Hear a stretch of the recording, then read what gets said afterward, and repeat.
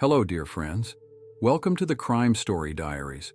Today we are going to look at a horrific case, so I invite you to watch the video. Don't forget to leave your comments and likes.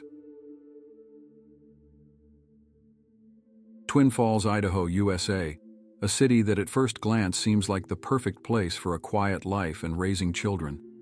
Founded in 1904 as a planned settlement and officially registered on April 12, 1905, it developed rapidly, attracting new residents with its cleanliness, comfort, and recreational opportunities. At the time of the events described in 1995, the population of Twin Falls was about 31,740 people, and by 2021, it had more than doubled, reaching 66,989 inhabitants.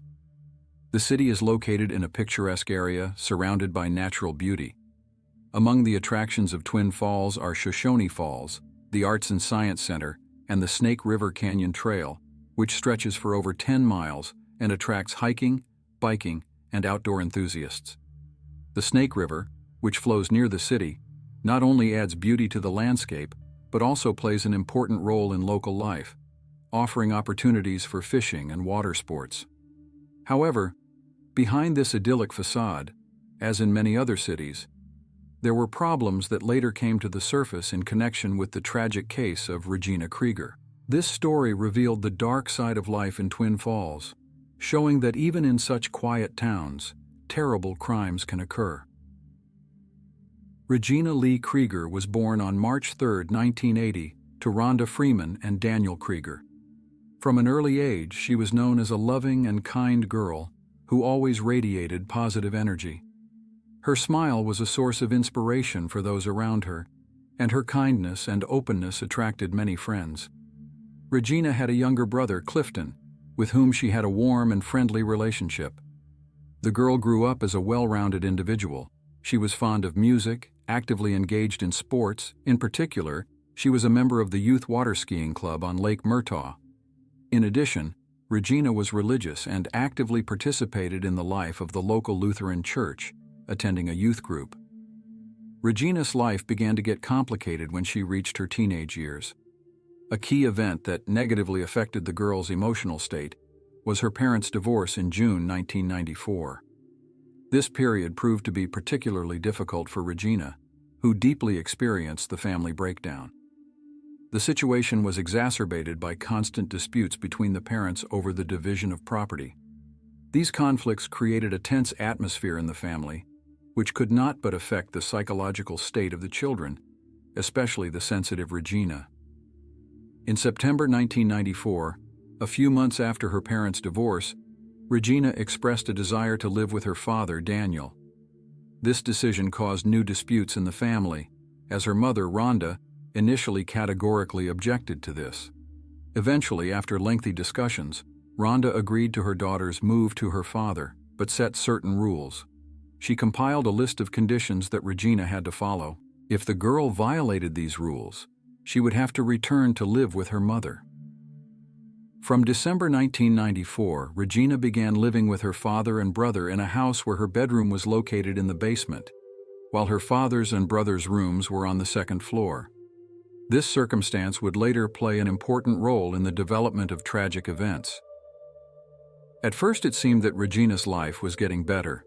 From September to November 1994, she followed the established rules well and gave no cause for concern. However, soon significant changes became noticeable in her behavior. Her habits, sleep schedule, and appearance changed. The parents noticed these changes and tried to find out what was happening to their daughter. In January 1995, the situation escalated. Regina began associating with a new group of friends at Burley Middle School, where she was in the 9th grade. This company turned out to be a bad influence on the girl. It was during this period that Regina first encountered drugs, which were offered to her by new friends. Parents, noticing changes in their daughter's behavior, had a serious conversation with her.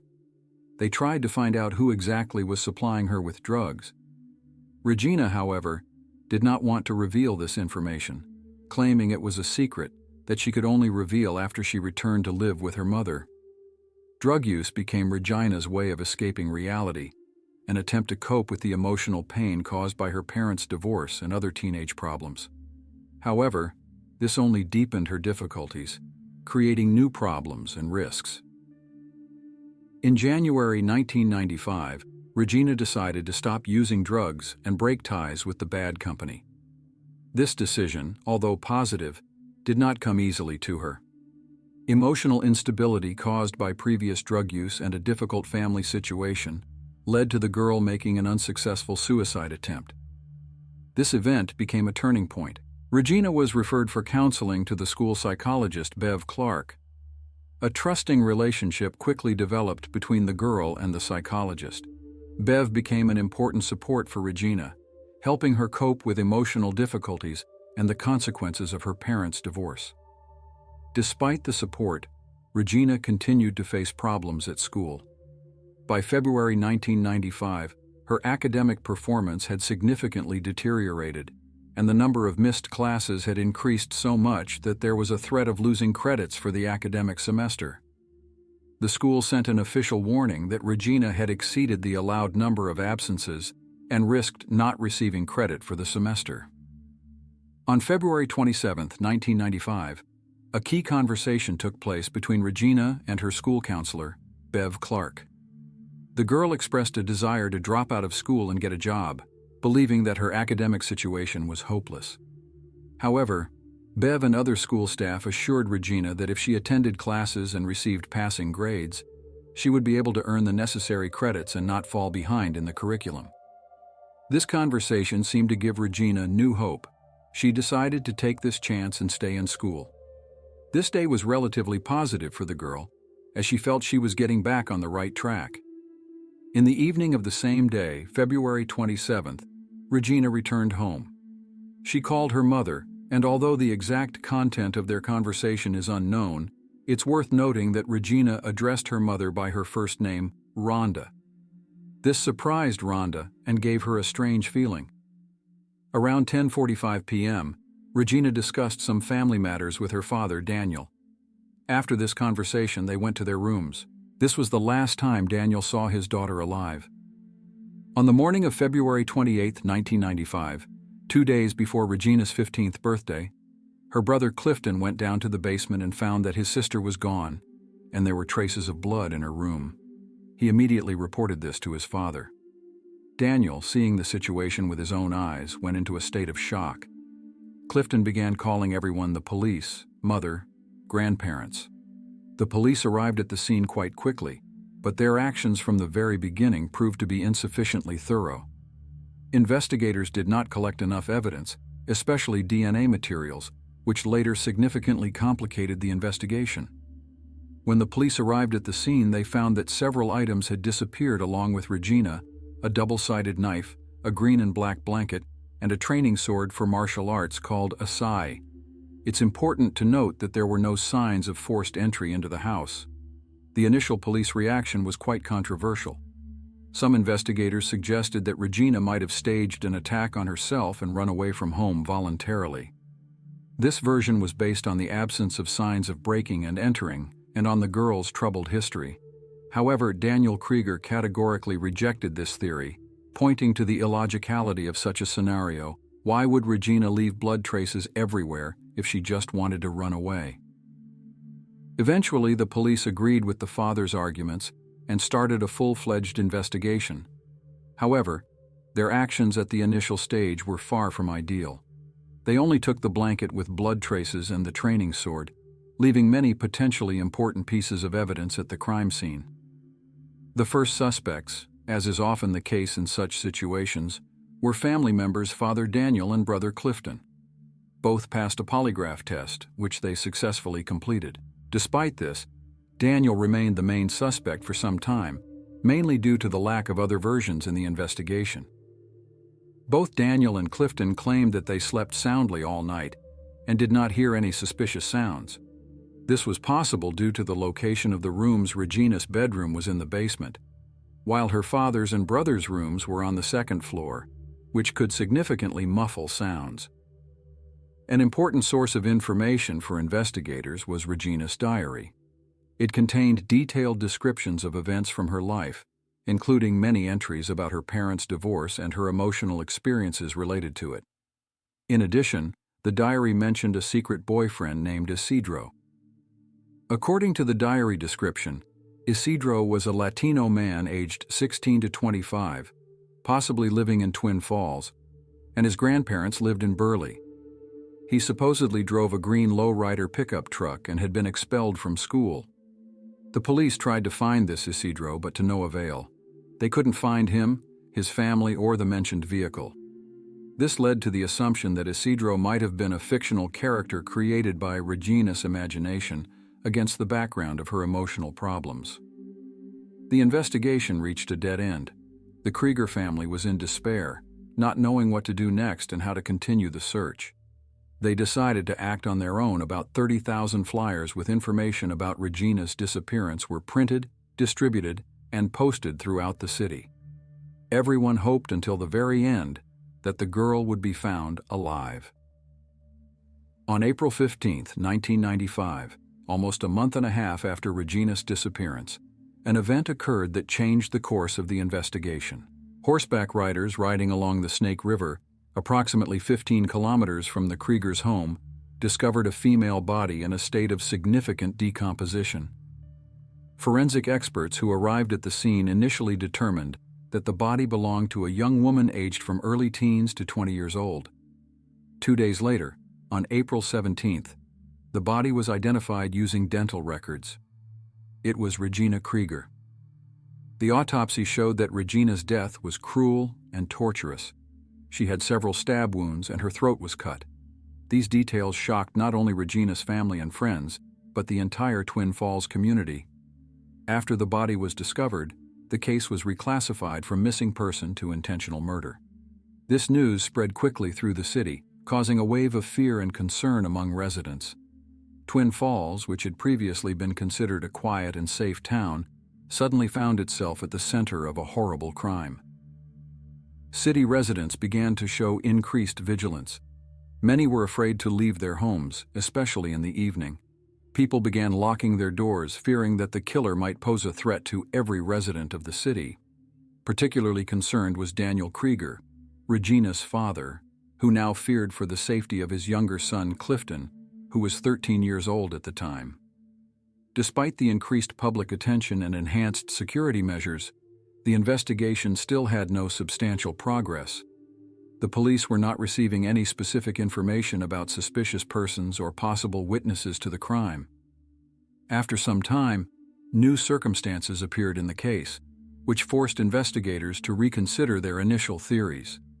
It became known that when Regina got involved with the bad company, she met people who were involved in drug distribution.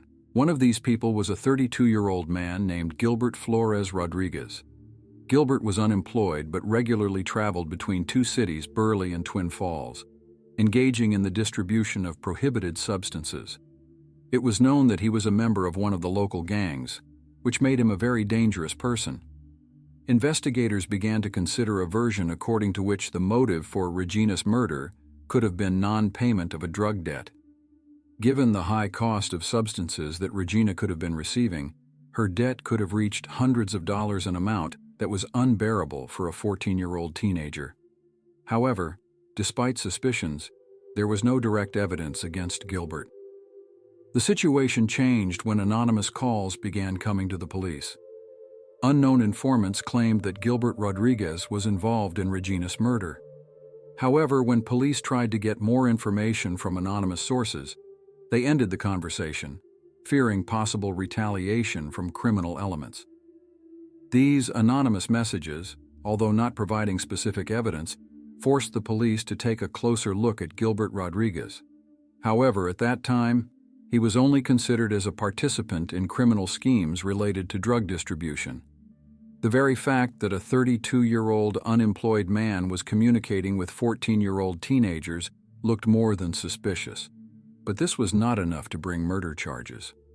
Investigators continued to study Regina's environment, and their attention was drawn to another teenager, Cody, who was also part of the bad company and bought drugs from Gilbert.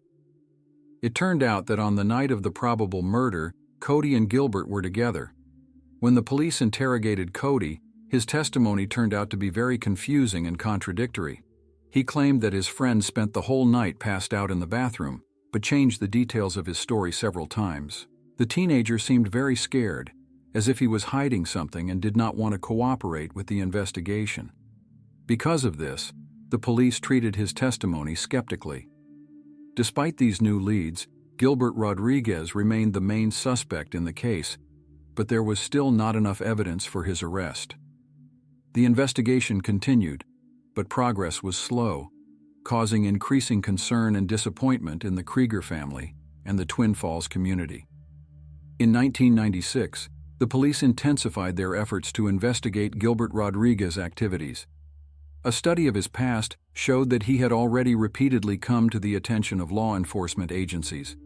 In particular, he was detained in 1991 and 1993 on suspicion of drug distribution, but each time there was not enough evidence to bring charges. To finally catch the elusive dealer, the police decided to set a trap. They detained a man named Joe, who had previously bought drugs from Gilbert. The police offered Joe a deal if he agreed to buy a batch of drugs from Rodriguez under their supervision. They would forget about some aspects of his criminal past. Joe agreed to this proposal and made a controlled drug purchase for $1,500. This operation allowed the police to finally arrest Gilbert Rodriguez on November 18, 1996. However, the difficulties did not end there, as the cunning dealer had no intention of giving up and planned to fight for his freedom. Meanwhile, there were many rumors surrounding Rodriguez. People suspected him not only of Regina Krieger's murder, but also of involvement in the death of another person, a young man named Blake Morgan, Jr. These two crimes indeed had common features. Both victims were killed in their own homes while sleeping when attackers entered from outside. However, unlike Regina, Blake was not abducted from home. On April 10, 1996, almost a year after Regina's disappearance, the investigation into Blake Morgan Jr.'s case yielded unexpected results. The police managed to identify the criminals involved in this murder. It turned out that Blake was attacked by Cody, one of Gilbert's clients and associates, and Jesus, Gilbert's stepbrother. Jesus, as it turned out, was completely obedient to Gilbert, considering him his mentor and doing everything he ordered. Gilbert effectively replaced his father and prepared him for participation in his criminal activities. The motive for the attack on Blake was not a drug debt, as originally thought. The reason lay in personal relationships. A girl named Angie, who was dating Gilbert at the time, claimed that Blake had once insulted and hit her. Gilbert decided to avenge this offense. Blake's murder was planned after a chance encounter in a bar on April 9, 1996. Gilbert ordered his stepbrother Jesus to kill Blake. Initially, the criminals tried to enter Blake's house around 2:30 in the morning, but found no one inside and left. They returned around 3:30, and this time found their victim sleeping. Cody and Jesus broke into the house, breaking down the doors. Blake was shot in the head. Although Gilbert was not directly present during the murder, it was obvious that he was behind the organization of this crime. Soon after, all three, Gilbert, Cody, and Jesus, were arrested and charged with first-degree murder of Blake Morgan Jr. However, despite obvious parallels, they were not even considered as suspects in Regina Krieger's case. For some incomprehensible reason, investigators did not try to connect these two crimes, ignoring previous anonymous testimonies and rumors about the similarity of the crimes. While in jail awaiting sentencing, Gilbert allegedly mentioned among other inmates that he would like to know the names of the informants who testified against him. He claimed that he had already dealt with 2 informants and intended to do the same with others. On June 26, 1997, Gilbert Rodriguez was officially sentenced to 30 years in prison on drug-related charges. However, he served only 10 years of this term before being released. The reasons for his early release remained unclear. Meanwhile, the investigation into Regina Krieger's case effectively stopped. The police never linked Gilbert to this murder, despite numerous circumstantial evidence. For many years, folders with evidence and witness testimonies in Regina's case remained gathering dust in archival cabinets. In 2013, almost 2 decades after Regina Krieger's murder, the case received a new impetus. Sergeant Robert Taylor from the local police department decided to reopen the investigation. He began by carefully studying all available case materials, including evidence and testimonies collected by his predecessors. Reviewing photos from the crime scene, Sergeant Taylor noticed a detail that previous investigators seemed to have missed. The pictures clearly showed a blood trail, indicating that the victim's body had been dragged down the stairs and carried out through the backyard. This important detail could shed light on how Regina's abduction actually occurred. Taylor also conducted a reanalysis of all witness testimonies.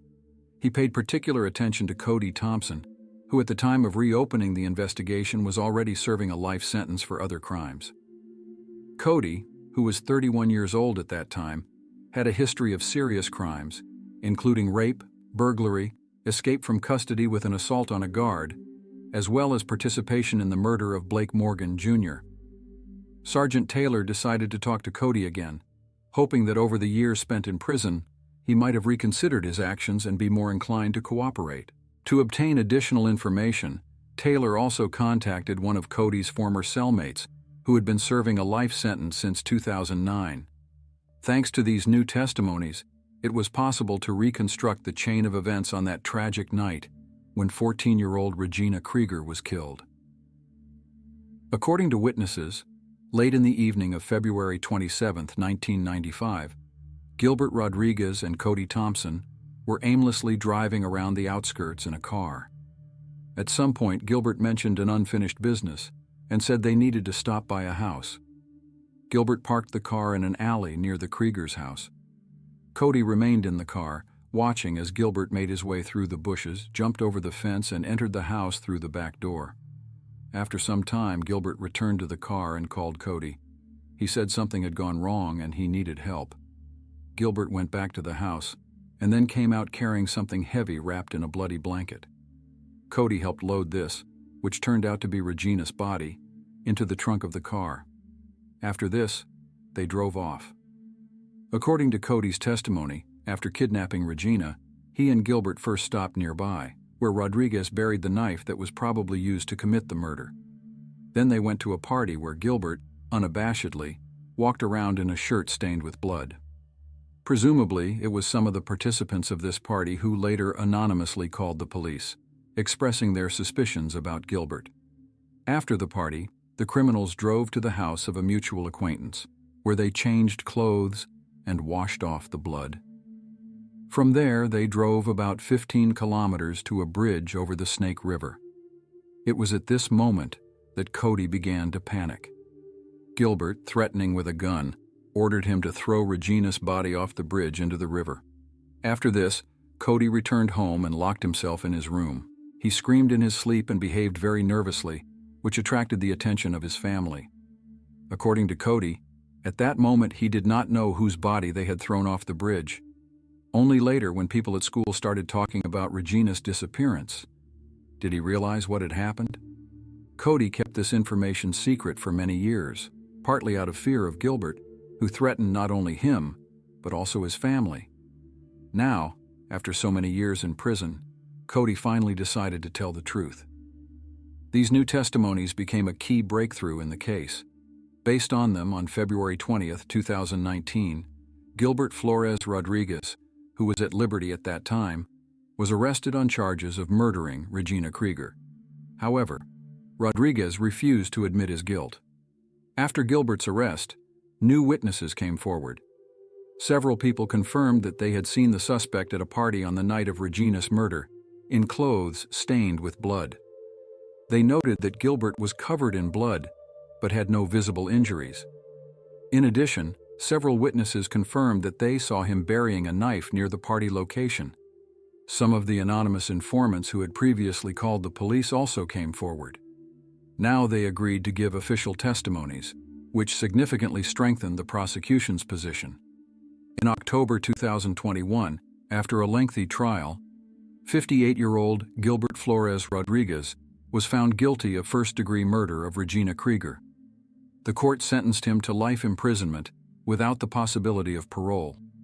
This verdict was the culmination of a 26-year investigation and search for justice.